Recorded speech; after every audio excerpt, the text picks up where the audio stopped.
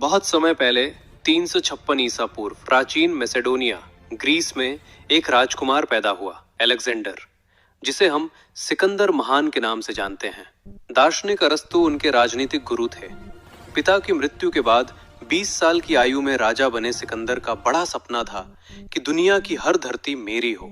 सबसे पहले सिकंदर ने गृह भूमि मैसेडोनिया, प्राचीन ग्रीस को मजबूत किया।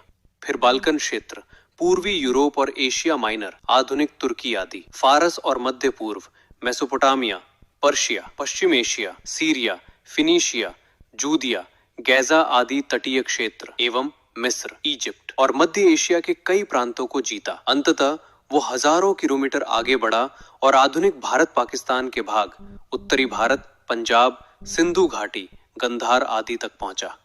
यहाँ उसकी भिड़ंत हुई पंजाब के महान राजा पोरस से। राजा पोरस पंजाब के एक राजा थे जिनका राज्य झेलम और चिनाब नदियों के बीच फैला हुआ था। युद्ध बहुत भीषण था। सिकंदर ने जीत तो हासिल कर ली, लेकिन राजा पोरस की वीरता देखकर चकित रह गया। सिकंदर की पूरी सेना का हौसला पस्त हो गया सी।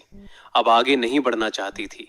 सिकंदर ने पोरस से पूछा, तुम्हारे साथ कैसा व्यवहार करूं? पोरस ने कहा, जैसा एक राजा दूसरे राजा के साथ करता है। सिकंदर प्रभावित हुआ और पोरस को उसका सारा राज्य वापस दे दिया। अंत में वापस लौटते समय स्वास्थ्य बीमार पड़ने के कारण 32 साल की छोटी उम्र में ही बाबिलोनिया में उसकी मृत्यु हो गई।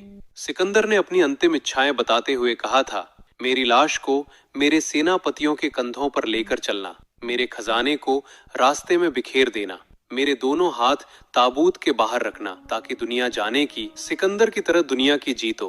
पर अंत में इंसान खाली हाथ ही जाता है। सिकंदर की अंतिम विरासत यही थी कि उसने बड़े बड़े साम्राज्य तोड़कर नई संस्कृतियों का निर्माण किया और यूनानी संस्कृति दूर दूर तक फैली।